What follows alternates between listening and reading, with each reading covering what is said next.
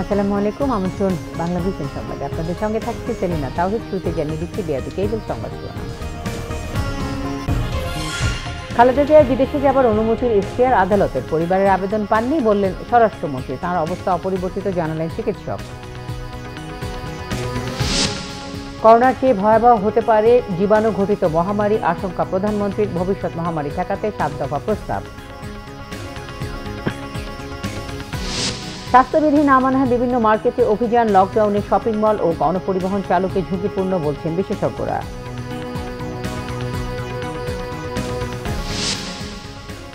27 বছরের দাম্পত্য জীবনের ইতি টানার ঘোষণা বিল গেটস আর মেলিন্ডার। কঠিন সময় পার করছে পুরো পরিবার, জানালেন মেয়ে জেনিফার গেটস।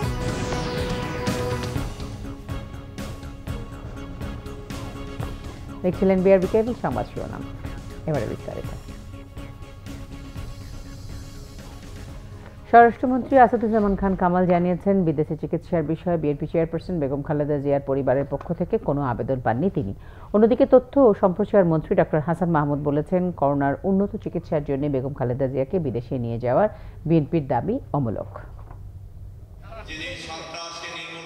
মঙ্গলবার বিকেলে রাজধানীর রাজাবাজারে ঈদ উপহার বিতরণ অনুষ্ঠানে যোগ দেন স্বরাষ্ট্রমন্ত্রী আসাদুজ্জামান খান। এ সময় তিনি বলেন, বেগম খালেদা জিয়া যেন উন্নত চিকিৎসা পান, প্রধানমন্ত্রী সে ব্যবস্থা করে দিয়েছেন। তাকে আরও কিছু পেতে হলে আদালতের মাধ্যমে আসতে হবে বলে জানান স্বরাষ্ট্রমন্ত্রী। বিএনপির চেয়ারপারসন বেগম খালেদা জিয়া বেসরকারি একটা হাসপাতালে তার ইচ্ছা অনুযায়ী চিকিৎসা নিচ্ছেন। সেখানে বিশেষজ্ঞরা, ডাক্তাররা তার চিকিৎসা সেবা দিচ্ছেন, এই পর্যন্ত আমাদের জানা। তার তরফ থেকে কোনো ধরনের, যেই আপনারা যেটা বললেন, কোনো ধরনের আবেদন, কোনো ধরনের নিবেদন আমাদের কাছে আসে। তিনি যেন উন্নত চিকিৎসা পান, সেই জন্যই আমাদের মাননীয় প্রধানমন্ত্রী দেশে থেকে তার ব্যবস্থা করে দিয়েছেন। মাননীয় প্রধানমন্ত্রী যতখানি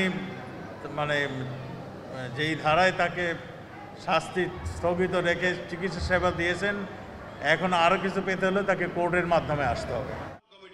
অন্যদিকে বাংলাদেশ সাংবাদিক কল্যাণ ট্রাস্টের চেক প্রধান অনুষ্ঠানে তথ্য ও সম্প্রচার মন্ত্রী ডক্টর হাসান মাহমুদ বেগম খালেদা জিয়ার চিকিৎসার জন্য বিদেশ নেওয়ার ব্যাপারে প্রশ্ন তোলেন।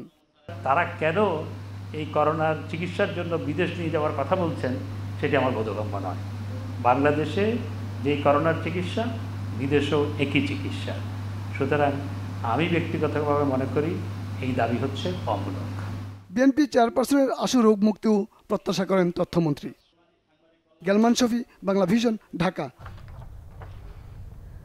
বিএনপি চেয়ারপারসন বেগম খালেদা জিয়ার শারীরিক অবস্থা অপরিবর্তিত রয়েছে, জানিয়েছেন তার ব্যক্তিগত চিকিৎসক AZM জাহিদ হোসেন।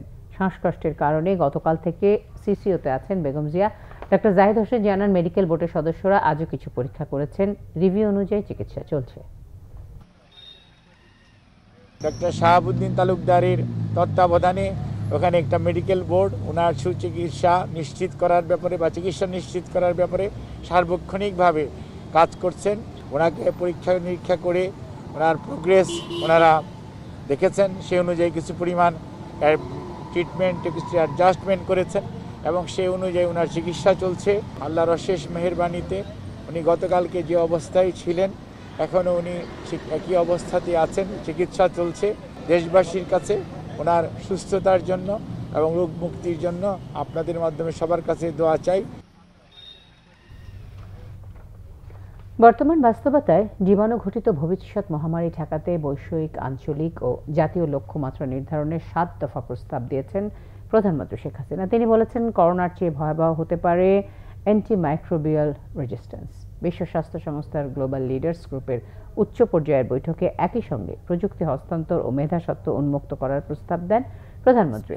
সংস্থাটির বিশ্ব নেতাদের সমন্বয়ে গঠিত one health global leaders on antimicrobial resistance শীর্ষক বৈঠকে যুক্ত হয়ে প্রধানমন্ত্রী এসব আহ্বান জানান।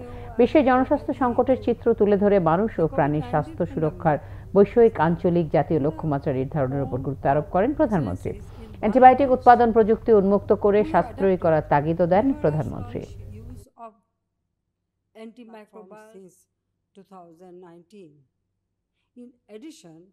We are setting up of global, regional and national targets and inclusive monitoring as well as reporting system to achieve the goals of ARC. Equitable access to affordable and effective anti biotics, and other medical facilities through technology transfer and sharing of ownership. BTCL, বিমান, insurance, bank সহ সরকারি কোম্পানিগুলোকে নিজেদের টাকা ব্যয় নির্বাহের সামর্থ্য অর্জনের তাগিদ দিয়েছেন প্রধানমন্ত্রী শেখ হাসিনা। তিনি বলেছেন, এসব কোম্পানিকে অবশ্যই নিজের পায়ে দাঁড়াতে হবে। মঙ্গলবার জাতীয় অর্থনৈতিক পরিষদের নির্বাহী কমিটি একনেক সভায় প্রধানমন্ত্রী একথা বলেন। এছাড়া উপজেলা পর্যায়ে হওয়া শেখ রাসেল খেলার মাঠ সবার জন্য উন্মুক্ত রাখার নির্দেশনাও দেন প্রধানমন্ত্রী। আগারগাঁও পরিকল্পনা মন্ত্রণালয়ে অনুষ্ঠিত বৈঠকে প্রধানমন্ত্রী গণভবন থেকে ভার্চুয়ালি যুক্ত হন। সভায় প্রায় 12,000 কোটি টাকা ব্যয়ে 10টি প্রকল্পের অনুমোদন দেওয়া হয়। দুপুরে ভার্চুয়াল ব্রিফিংয়ে পরিকল্পনা মন্ত্রী এম এ মান্নান সভায় সিদ্ধান্তগুলো বিস্তারিত জানান। অনুমোদিত প্রকল্পগুলোর মধ্যে 1,561 কোটি টাকা ব্যয়ে বিএসএমএমইউ এর সুপার স্পেশালাইজড হাসপাতাল করা, কুমিল্লা, ব্রাহ্মণবাড়িয়া, চাঁদপুরের গ্রামীণ সড়ক উন্নয়নে 2,500 কোটি টাকা একটি প্রকল্প সহ আঞ্চলিক সড়ক সেতু নির্মাণে বেশ কয়েকটি প্রকল্পের অনুমোদন দেওয়া হয়।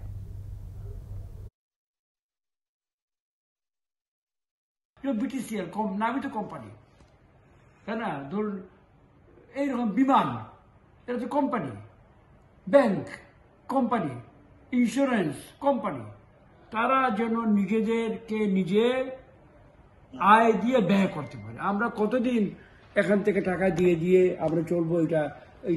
এটা ইকোনমিক্যালি গ্রহণযোগ্য নয়। এইটা তিনি আবার আজকে আবার বলেছেন। এটা বিটিসিএল এর আলোচনায় এই কথাটা এসেছিল। দেশে করোনায় একদিনে আরও 61 জনের মৃত্যু হয়েছে। তাদের মধ্যে পুরুষ 36 ও নারী 25 জন। এ নিয়ে করোনায় মোট মৃতের সংখ্যা দাঁড়ালো 11,705 জনে। মঙ্গলবার স্বাস্থ্য অধিদপ্তরের সংবাদ বিজ্ঞপ্তিতে এই তথ্য জানানো হয়। আর গেল 24 ঘন্টায় নতুন 1,914 জন সহ মোট শনাক্ত হয়েছেন 7,65,596 জন। নমুনা পরীক্ষার তুলনায় শনাক্তের হার 8.71%। নতুন 3,870 জন সহ মোট সুস্থ হয়েছেন 6,95,032 জন। সুস্থতার হার 90.78%। মৃত্যুর হার 1.53। বর্তমানে মোট কোয়ারেন্টিনে 49,488 জন। আইসোলেশনে রয়েছেন 19,234 জন। 24 ঘন্টা নমুনা পরীক্ষা করা হয়েছে 21,984টি। এ নিয়ে মোট নমুনা পরীক্ষা করা হয়েছে 55,40,394টি। সারা দেশে অক্সিজেন সিলিন্ডারের সংখ্যা 23,167টি। হাই ফ্লো নেজাল ক্যানুলার সংখ্যা 1,623টি। অক্সিজেন কনসেন্ট্রেটরের সংখ্যা 1,397টি। বিএনপি মহাসচিব মির্জা ফখরুল ইসলাম আলমগীর অভিযোগ করেছেন, সরকার শ্রমিকদের জন্য বরাদ্দ না দিয়ে লকডাউন দিয়ে নিজের স্বার্থ উদ্ধার করছে। লকডাউন দিয়ে সরকার ইসলামী ও ছাত্র সংগঠন নেতাকর্মীদের আটক করছে বলেও অভিযোগ তার।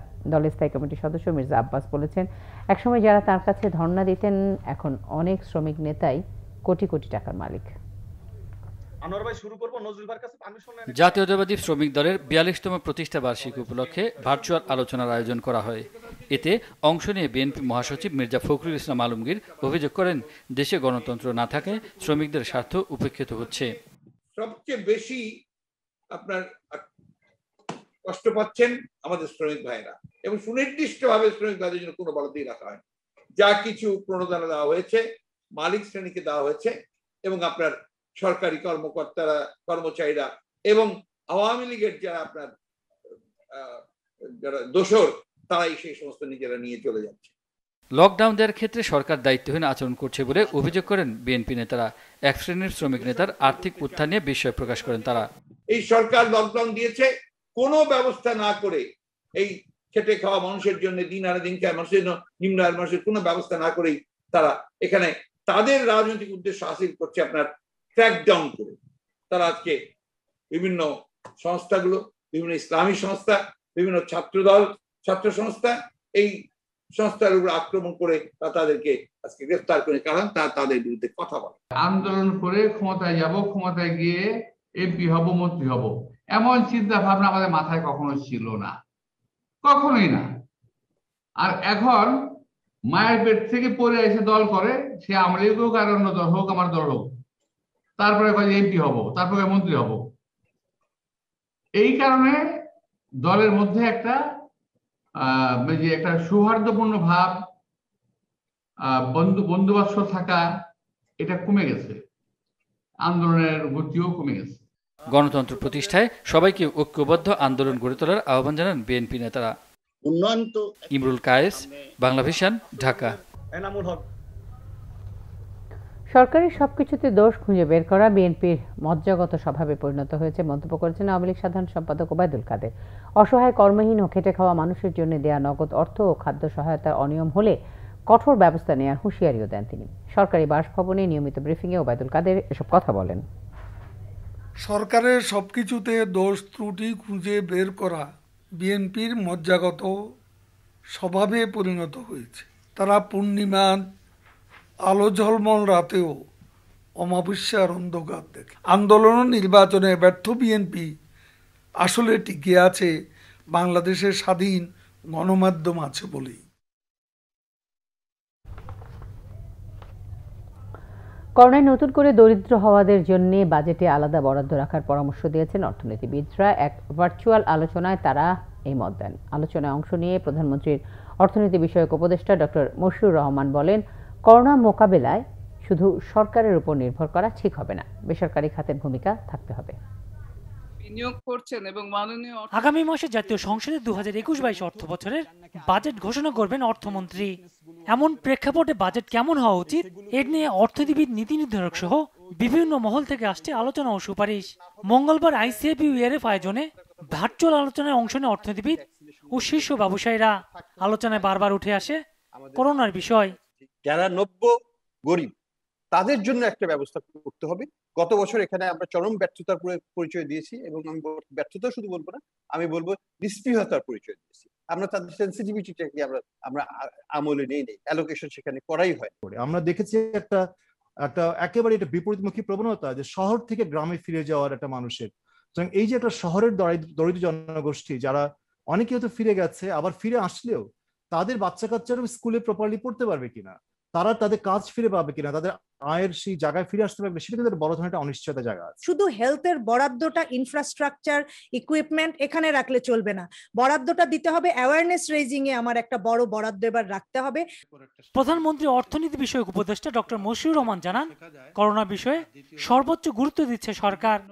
3-4টা ফার্মাসিউটিক্যাল ইন্ডাস্ট্রি আছে যারা এই টিকা তৈরি করার ক্ষমতা রাখে, যে যদি এই সক্ষমতা থাকে তাহলে যখন আমাদের এই সংক্রমণ বাড়লো তখন তাদের এই যে অব্যবহৃত ক্ষমতা সেটাকে তারা কেন কাজে লাগালেন না।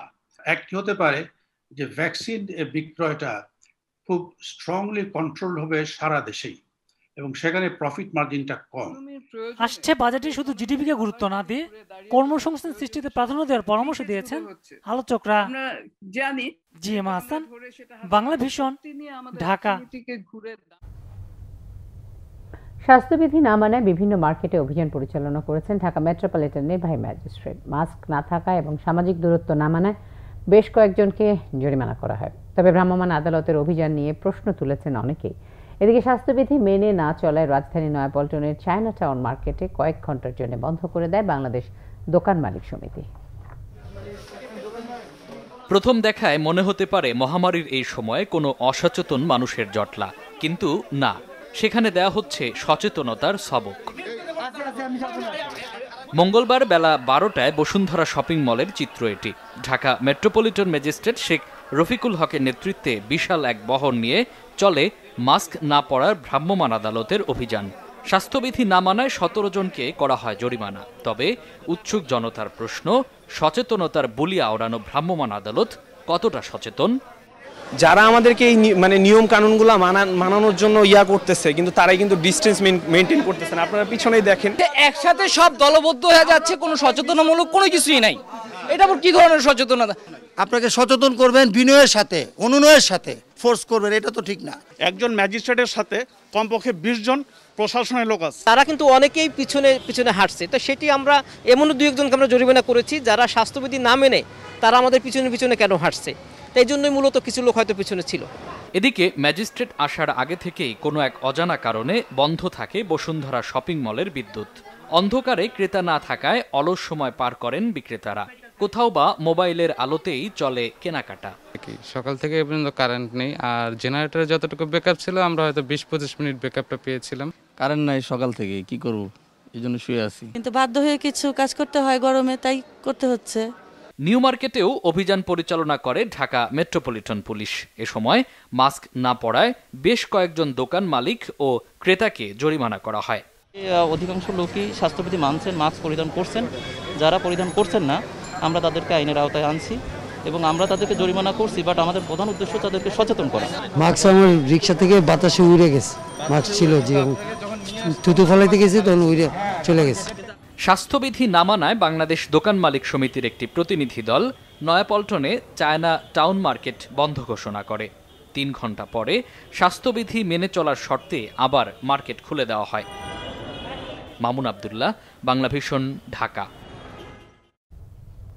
লকডাউনের মধ্যেই শপিং মলের পর গণপরিবহন খুলে দেয়াকে ভালো চোখে দেখছেন না জনস্বাস্থ্য বিশেষজ্ঞরা। তারা বলছেন এসব ঝুঁকিপূর্ণ সিদ্ধান্তের ফলে বাড়বে আক্রান্তের সংখ্যা, বাড়তে পারে মৃত্যুর সংখ্যাও। জেলায় জেলায় বাস চলাচল একটি অবৈজ্ঞানিক সিদ্ধান্ত। স্বাস্থ্যবিধি না মানলে বাস মালিক ও শ্রমিকদের বিরুদ্ধে ব্যবস্থা নেওয়ার পরামর্শ। জনসমাগম নিয়ন্ত্রণ করা গেলে করোনা ভাইরাসের সংক্রমণ নিয়ন্ত্রণ সম্ভব, এটি বৈজ্ঞানিকভাবে প্রমাণিত। সে কারণেই গত 14 এপ্রিল থেকে চলমান লকডাউনের ফলে নমুনা পরীক্ষার বিচারে কোভিড রোগী শনাক্তের হার কমেছে, সেই সঙ্গে আক্রান্ত হয়ে মৃত্যুর সংখ্যাও কমেছে। পরিস্থিতি বিবেচনায় ঈদের শপিংয়ের জন্য খুলে দেওয়া হয়েছে শপিং মল। বৃহস্পতিবার থেকে চালু হচ্ছে গণপরিবহনও, যদিও এক জেলার গণপরিবহন অন্য জেলায় যেতে পারবে না। কিন্তু এসব সিদ্ধান্ত কি মাঠ পর্যায়ে কাজে আসবে, এমন প্রশ্ন জনস্বাস্থ্য বিশেষজ্ঞদের। আপনি যদি গণপরিবহনে গাদাগাদি করে ওঠেন, আপনার জীবনের ঝুঁকি আছে। আপনার না হলে আপনার কাছ থেকে সংক্রমণটা আপনার পরিবারের প্রবীণ সদস্যদের কাছে চলে যাবে, যাদের মধ্যে ঝুঁকি অনেক বেশি। সাধারণ মানুষকে যতখানি সম্ভব সহায়তা করা যায় পরিবহনের জন্য, সেই সহায়তা এবং নজরদারি করা যেন গণপরিবহনগুলো অর্ধেক আসন খালি রেখে তারা চলাফেরা করে। জেলায় জেলায় গণপরিবহন চলাচলে প্রয়োজন কঠোর নজরদারি। মানুষ ভেঙে ভেঙে এক জায়গা থেকে আরেক জায়গায় যাবে। রাজধানী থেকে শুরু করে আপনি সেই টেকনাফও যাবে, রাজধানী থেকে শুরু করে আপনি তেঁতুলিয়াও যাবে। সুতরাং এইটাও আবার বিজ্ঞানসম্মত না। পরিবহন মালিক সমিতি বা শ্রমিক তারা স্বাস্থ্যবিধি মেনে তারা এই পরিবহন চালু রাখছে কিনা, যদি তা না করে তাহলে আইন প্রয়োগকারী সংস্থা তারা ব্যবস্থা নেবে। এইটা নিশ্চিত করতে পারলেই আমরা স্বাস্থ্য ঝুঁকি এড়াতে পারবো। করোনা নিয়ন্ত্রণে গত 21 দিনের সাফল্য যে কোনো ধরনের ভুল সিদ্ধান্তে ম্লান হয়ে যেতে পারে বলেও শঙ্কা প্রকাশ করেন বিশেষজ্ঞরা। দীপন দেওয়ান, বাংলাভিশন, ঢাকা। ঘরে ঘরে পণ্য পৌঁছে দেওয়ার মাধ্যমে অর্থ উপার্জন ক্রমেই জনপ্রিয় হচ্ছে রাজধানীতে। বিশেষ করে স্কুল কলেজ বন্ধ থাকায় অনেক শিক্ষার্থী পার্সেল ডেলিভারি পেশার দিকে ঝুঁকছে। লকডাউনে অনলাইনে কেনাকাটা বেড়ে যাওয়ায় বেড়েছে ডেলিভারির অর্ডারও। বাজার এখন আক্ষরিক অর্থেই হাতের মুঠোয়। একটি স্মার্টফোন থাকলেই যে কোনো জায়গায় বসে অনলাইনে অর্ডার করা যাচ্ছে পণ্য। দোরগোড়ায় পৌঁছে যাচ্ছে ওষুধ, খাবার, বাজার সদাই থেকে শুরু করে প্রায় সব কিছুই। বিশেষ করে লকডাউনে মানুষ অনেকটাই অভ্যস্ত হয়ে উঠেছে অনলাইন শপিংয়ে। অনলাইন সার্ভিস অনেক দিন থেকেই ছিল, কিন্তু আমি প্রেফার করতাম না। এখন দেখলাম লকডাউনের পরে কমপ্লিটলি ডিফারেন্ট, তো আমার খুব ভালো লেগেছে। যেহেতু আমার বাসায় আমার বাবা মা দুজনেই অসুস্থ, বাবা ক্যান্সারের পেশেন্ট, সো এই কারণে স্বাস্থ্য সচেতন থাকার জন্য আমার মনে হয় এই হোম সার্ভিসটা এখন খুবই উপকারী। রাজধানীর প্রায় সব জায়গায় ছুটে বেড়াতে দেখা যায় পার্সেল ডেলিভারি ম্যানদের। এদের বেশিরভাগই তরুণ। ক্লাস না থাকায় অবসর সময়ে পার্সেল ডেলিভারি করে নিজের হাত খরচ জোগাড় করে নিচ্ছে অনেক শিক্ষার্থী। রোদের তাপের কারণে আসলে আমাদের কষ্ট হয়, তারপরেও যতটুকু পারতেছি চেষ্টা করতেছি। সাইকেল চালানো কষ্ট, বাট অ্যাকচুয়ালি হচ্ছে স্বাধীন পেশা এটা, আর এটা চালিয়ে বা মানুষকে সেবা দিয়ে অনেকটাই ভালো লাগে। আর আমাদের এখানে শুধু ছেলেরা কাজ করে না, মেয়েরাও কাজ করছে বর্তমানে। অনলাইনে ক্লাস করার পর যে সময়টা আমাদের থাকতো আড্ডা বা এরকম অন্য কাজ করে, বাট ওটা এখন হচ্ছে না, কারণ আমরা কাজ করতেছি, বাইরে থাকা হচ্ছে, ডেলিভারি ম্যান হিসাবে চলছে। একজন স্টুডেন্ট যদি কাজ করে তাহলে প্রতি মাসে 15,000 টাকা বা 12,000 টাকা করতে পারে, আর আমি আলহামদুলিল্লাহ 20 প্লাস হয়ে যায়। লকডাউনে একমাত্র অনলাইন অর্ডারের কারণে টিকে আছে অনেক ব্যবসা প্রতিষ্ঠান। সবগুলো কোম্পানির থ্রুতে আলহামদুলিল্লাহ মোটামুটি একটা সেল যাচ্ছে, আল্লাহ তাআলা টিকিয়ে রেখেছেন। তবে ডাইনিংটা খোলার সুযোগ থাকলে হয়তো আলহামদুলিল্লাহ আর একটু ভালো হতো, কারণ ডাইনিং সেল না হলে যেটা হয় আমরা লিকুইড মানিটা পাই না।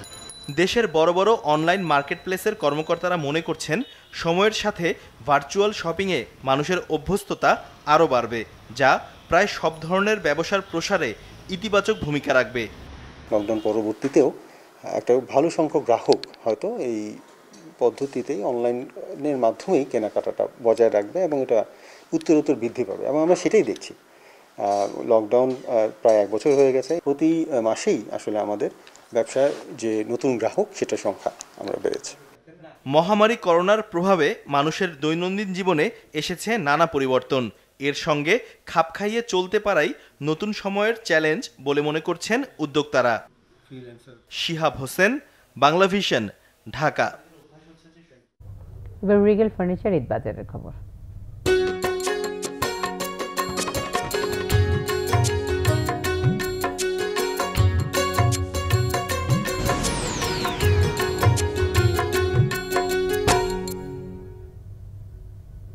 করোনা ভীতিতে এখনো জমেনি চট্টগ্রামের ঈদ বাজার। জরুরি প্রয়োজন ছাড়া বাজারমুখী হচ্ছেন না নগরবাসী। এই অবস্থায় বিশাল বিনিয়োগ নিয়ে উদ্বিগ্ন ব্যবসায়ীরা। গত বছরের চাইতে এবার পরিস্থিতি আরও খারাপ বলে জানিয়েছেন ব্যবসায়ীরা। সাইফুল ইসলামের ক্যামেরায় চট্টগ্রাম থেকে নাসির উদ্দিনের তথ্য ছবিতে রিপোর্ট। ঈদকে ঘিরে বন্দরনগরী চট্টগ্রামের বিপণী কেন্দ্রগুলোতে এবার বাড়তি আলোকসজ্জা নেই মাইক বাজিয়ে উৎসব মুখর পরিবেশ তৈরির চেষ্টা। করোনার কারণে লকডাউনে এখনো জমেনি ঈদ বাজারও। আর জমবে কিনা তাও বলতে পারছেন না কেউ। জরুরি প্রয়োজন ছাড়া বিপণী কেন্দ্রমুখী হচ্ছেন না নগরবাসী, অথচ দিনভর ক্রেতার অপেক্ষায় বসে আছেন দোকানিরা। মহানগরীর বড় বিপণী কেন্দ্র টেরিবাজার, নিউ মার্কেট, মিমি সুপারমার্কেট, আফমি প্লাজা, রিয়াজুদ্দিন বাজার সহ সবখানে একই চিত্র। ঈদ বাজারে হতাশা ক্রেতা বিক্রেতা দুইয়েরই। খুব রিস্কের মধ্যে আসছে আমরা, ইমার্জেন্সি লাগতেছে কারণ আসছে, নাহলে আসতাম না। জুতা কিনছি, তারপর যে পাঞ্জাবি কিনছি, মায়ের আম্মুর জন্য শাড়ি কিনছি। আমি কোনো কেনাকাটাই করবো না, শুধু মেয়ের জন্য একটা কাপড় কিনতে আসছি, ওইটা কিনে চলে যাবো। বিক্রেতারা বলছেন ঈদ ঘনিয়ে এলেও অনেক মানুষ নিত্য প্রয়োজনীয় পণ্য বিশেষ করে খাদ্যদ্রব্য কিনতেই হিমশিম খাচ্ছেন। তাই ঈদের সদাই করার কথা ভাবছেন না অনেকে। খোলার পরও কিন্তু এখানে কাস্টমার নাই, একটা ভীতি কাজ করতেছে। যখন আমাদের পার্শ্ববর্তী ভারতে যেভাবে লোক হার মারা যাচ্ছে, এগুলা কিন্তু টিভিতে যখন দেখতেছে মানুষ ঘর থেকে আর বার হচ্ছে না। দ্বিতীয়বার যখন লকডাউন হয়ে গেছে তখন মানুষ বাজেটের কাপড় কিনতেছে না, যেটা মানে খাওয়া দাওয়ারটা চিন্তা করতেছে। পরিস্থিতি আসলে আগের চেয়ে এখন অনেক বেশি খারাপ। গণপরিবহন খুললে মনে হচ্ছে কিছুটা হয়তো বা উন্নতি হবে আর কি। পরপর 2 বছর বিশাল ক্ষতির সম্মুখীন জানিয়ে ক্ষতি কাটাতে সরকারের সহযোগিতা চান ব্যবসায়ী নেতারা। গত বছর আমরা প্রায় 1000 কোটি টাকা আমাদের ক্ষতির সম্মুখীন আমরা হয়েছি। এবার কিন্তু আমাদের পরিস্থিতি আরও ভয়াবহ। 10টা থেকে আমাদেরকে কমপক্ষে রাত্রে 9টা পর্যন্ত চট্টগ্রামে যতগুলো ব্যবসায়ী সমিতির ডাকার মতন ব্যবস্থা করে দেওয়ার জন্য আমরা মাননীয় প্রধানমন্ত্রীর কাছে আহ্বান জানাচ্ছি। ঈদ বাজারে স্বাস্থ্যবিধি মানা হচ্ছে দাবি করে ক্রেতা বিক্রেতারা বললেন, জীবনের স্বার্থেই সতর্কতা ও নিজের নিরাপত্তা নিজে নিশ্চিত করার বিকল্প নেই। Bangla vision news desk. Rajshahi বিশ্ববিদ্যালয়ে ভিসি বিরোধী শিক্ষকদের সাথে চাকরি প্রত্যাশী ছাত্রলীগ নেতাদের হাতাহাতির ঘটনা ঘটেছে। উত্তেজনাকর পরিস্থিতির মুখে স্থগিত করা হয়েছে সিন্ডিকেট সভা। বিশ্ববিদ্যালয় সূত্রে জানা যায়, বৃহস্পতিবার বর্তমান উপাচার্য অধ্যাপক এম আব্দুস সোবহানের মেয়াদ শেষ হতে যাচ্ছে। সংশ্লিষ্টদের ধারণা, উপাচার্য হিসেবে এটি তার শেষ সিন্ডিকেট সভা। শিক্ষা মন্ত্রণালয়ের নিষেধাজ্ঞার পরেও মঙ্গলবারের সিন্ডিকেট অবৈধ নিয়োগ দেওয়া হবে এমন সংখ্যায় সভা বন্ধের দাবিতে সকাল 9:30টায় ভিসির বাসভবনের সামনে অবস্থান নেন দুর্নীতি বিরোধী শিক্ষকরা। তবে এর আগেই উপাচার্যের বাসভবনের গেটে অবস্থান নেন ছাত্রলীগের বর্তমান ও সাবেক সদস্যরা। এদের অধিকাংশই চাকরি প্রত্যাশী। 10টার দিকে আন্দোলনকারী শিক্ষকরা উপাচার্যের বাসভবনে ঢুকতে চাইলে ছাত্রলীগের নেতারা বাধা দেন। এ সময় শিক্ষকরা জোর করে ঢুকতে চাইলে ছাত্রলীগের নেতারা ধাক্কা দেয়। পরে সিন্ডিকেট সভা স্থগিত করে বিশ্ববিদ্যালয় প্রশাসন ক্যাম্পাসে অতিরিক্ত পুলিশ মোতায়েন করা হয়েছে।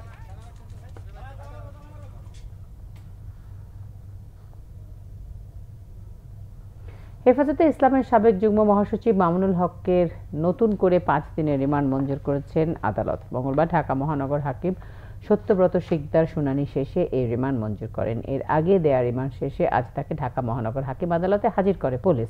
এ সময় চলতি বছরের মার্চে বায়তুল মোকাররমে হেফাজতের তাণ্ডবের ঘটনায় পল্টন থানায় করা মামলায় তাকে 10 দিনের রিমান্ড নিতে আবেদন করেন পুলিশ।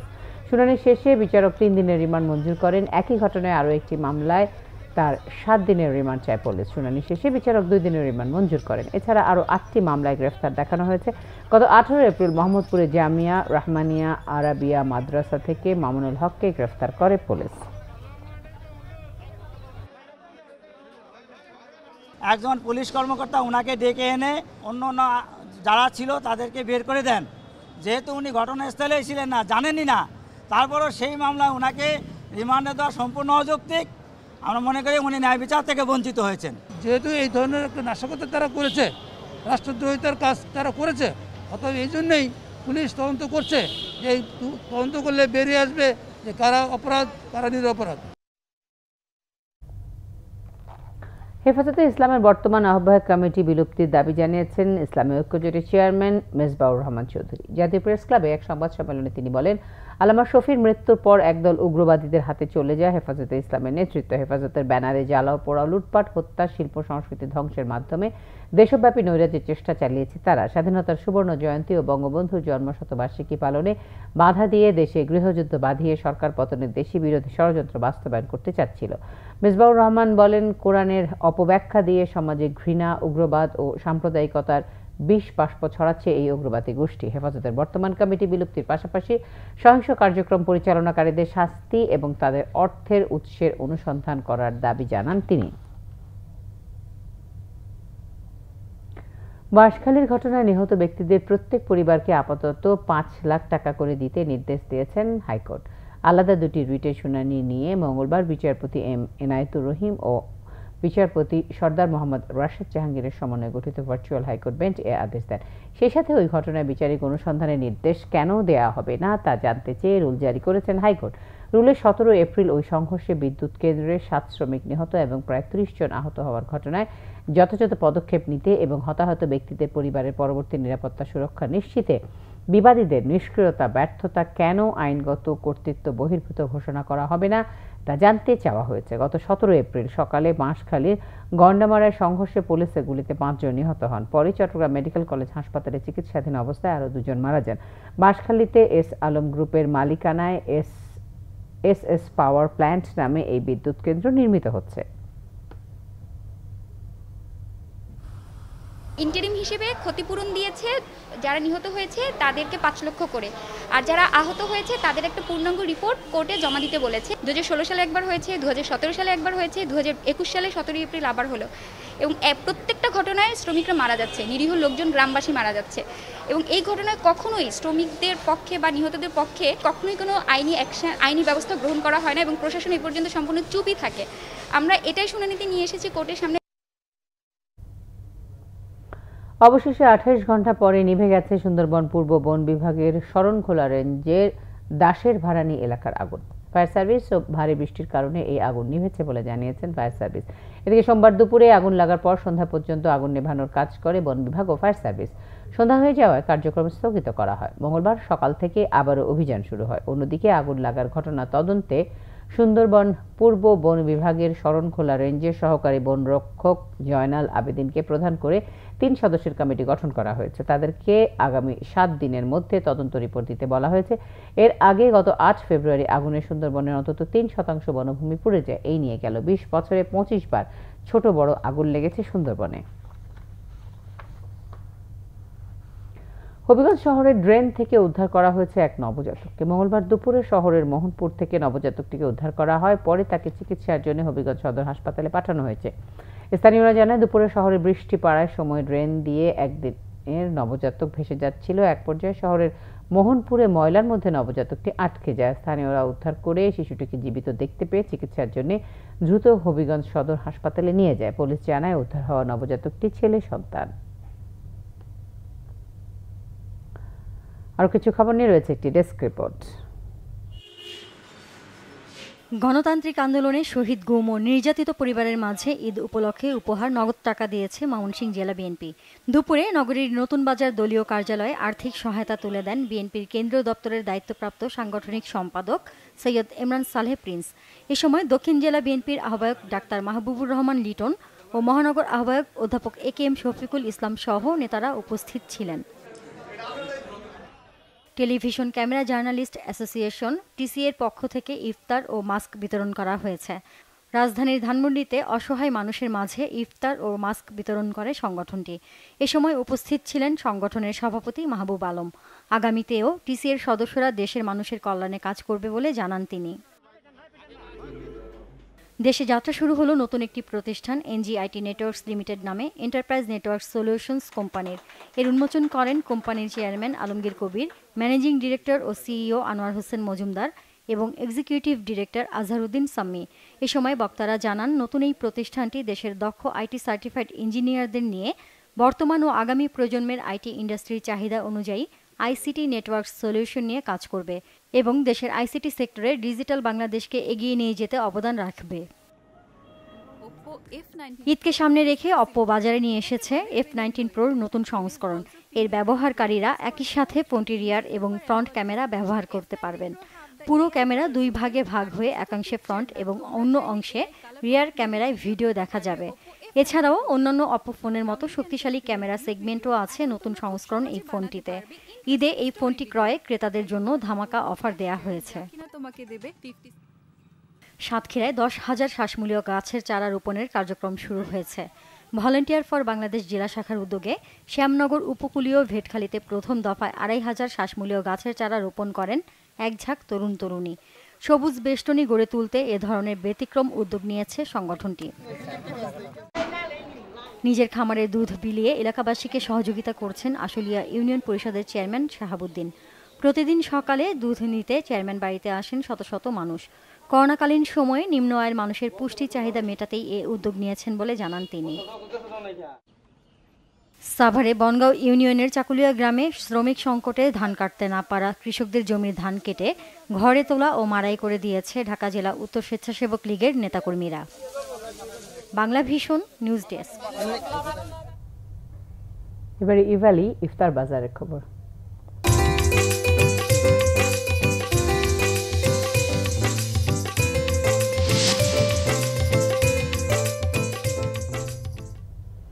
বেশ জমেছে সাভারের ইফতার বাজার। বাহারি ইফতারের পসরা সাজিয়েছেন রেস্টুরেন্টগুলো। চাহিদা অনুযায়ী আইটেম পেয়ে খুশি ক্রেতারাও। তবে স্বাস্থ্যবিধি মানছেন না অনেকে। সাভার থেকে নাজমুল হুদা শাহিনের রিপোর্ট। করোনার মধ্যেও রোজার প্রথম দিন থেকেই জমজমাট সাভারের ইফতার বাজার। দুপুর গড়াতেই সরগরম হয়ে ওঠে ইফতারের দোকানগুলো।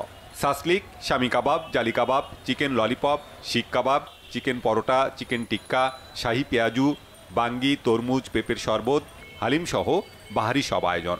তবে ইফতার কেনাকাটায় স্বাস্থ্যবিধির বিষয়টি বেশ উপেক্ষিত। হালিম কিনছি, গরুর হালিম, হালিমটা ভালো স্বাস্থ্যসম্মত, তার জন্য নিচ্ছি। বুট, আলুর চপ, পেঁয়াজি, আপনার চপ আর হলো জিলাপি, এই কিনছি। আগের অবস্থা আমাদেরও নেই, দোকানেরও নেই, ঠিক আছে। যতটুকু আছে মোটামুটি সবাই নিয়ে কোনো রকম পয়সা আছে। কাঠি কাবাব আছে, শিক কাবাব আছে, এসব বিক্রি হয়, চিংড়ি আছে। বিক্রি ভালো হওয়ায় খুশি ব্যবসায়ীরা। হালিম, চিকেন পরোটা, কাবাব, গ্রিন, চিকেন টিক্কা, অনেক রানি ভালো চলে। ম্যাক্সিমাম স্বাস্থ্যবিধি মেনে ইফতারগুলো করতেছি। আমরা বেশি প্রায়োরিটি দিচ্ছি milky item, fruits milky, like malai roll, আমাদের দই বড়া, আমাদের আছে ফিরনি, লাচ্ছি, ভাঙ্গি শরবত, তরমুজের শরবত, বেলের শরবত। রোজাদারদের তৃপ্তি মেটাতে শেষ রোজা পর্যন্ত বাহারি আর মুখরোচক ইফতারের আয়োজন থাকবে বলে জানিয়েছেন ব্যবসায়ীরা। Bangla vision news desk. সংবাদ শেষ করছি। বিআরবি কেবল শিরোনামগুলো আরও একবার চ্যানেল। খালেদা জিয়ার বিদেশে যাবার অনুমতির ইখতিয়ার আদালতের পরিবারের আবেদন পাননি বললেন স্বরাষ্ট্রমন্ত্রী। তার অবস্থা অপরিবর্তিত জানালেন চিকিৎসক। করোনার চেয়ে ভয়াবহ হতে পারে জীবাণু ঘটিত মহামারী, আশঙ্কা প্রধানমন্ত্রীর। ভবিষ্যৎ মহামারী ঠেকাতে 7 দফা প্রস্তাব। স্বাস্থ্যবিধি না মানায় বিভিন্ন মার্কেটে অভিযান, লকডাউনে শপিং মল ও গণপরিবহন চালককে ঝুঁকিপূর্ণ বলছেন বিশেষজ্ঞরা। 27 বছরের দাম্পত্য জীবনের ইতি টানার ঘোষণা বিল গেটস আর মেলিন্ডার। কঠিন সময় পার করছে পুরো পরিবার, জানালেন মেয়ে জেনিফার গেটস।